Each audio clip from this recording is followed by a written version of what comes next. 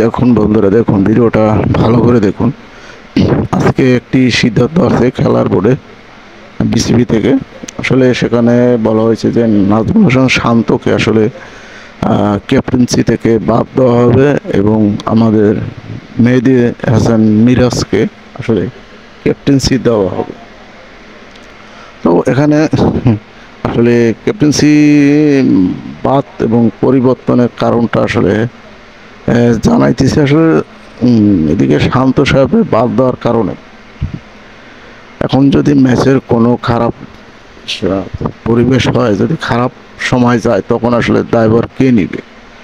যদি এখন বাংলাদেশের যে পরিস্থিতি, বাংলাদেশের যে অবস্থা, তাতে তো আমার মনে হয় যে বাংলাদেশ এখন স্কটল্যান্ড আয়ারল্যান্ডের মতো দলের সাথে এখন ঠগে যাবে। এখন কারণ কি, এই কিছুদিন আগে যে টি-20 ম্যাচটা হয়েছে তাদের সাথেই তো তারা ঠগে আসছে এবং হোয়াইট ওয়াশ হয়ে চলে আসছে। আর এখন যদি কোনো মতে আপনার যদি কোনো ছোটো দলের সাথেও তো এখন বাংলাদেশ আসলে জিতবে এমন কোনো প্লেয়ার দেখি না, এমন কোনো প্লেয়ার উপরে ভরসা রাখতে পারতেছি না।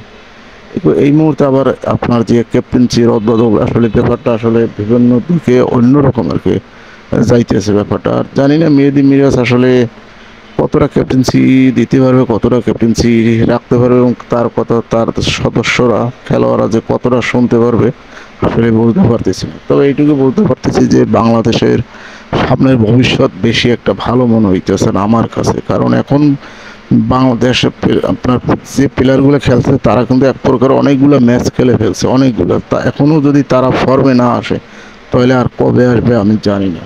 তবে আমি এটুকুই আশা করব, প্রত্যাশা করব যেন বাংলাদেশ কামব্যাক করে, প্লেয়াররা কামব্যাক করে এবং ভালো খেলা একটা উপহার দেয় এবং যেন আবার সেই আগের মতো দর্শক যেন মাঠে যাওয়ার একটা আশা ভরসা পায়। এইটাই আমি আমাদের বাংলাদেশের টিমের কাছ থেকে আশা চাই এবং আমার সামনে যে ম্যাচগুলো হবে সেই ম্যাচগুলো যেন বাংলাদেশ ভালো একটা কিছু করে এবং সেই জায়গা থেকে আস্তে আস্তে যেন ভালো একটা জায়গায় বাংলাদেশে পৌঁছায়, সেই চেষ্টাটাই যেন বাংলাদেশ করে, সেই আশাটাই আমরা দর্শকরা করি।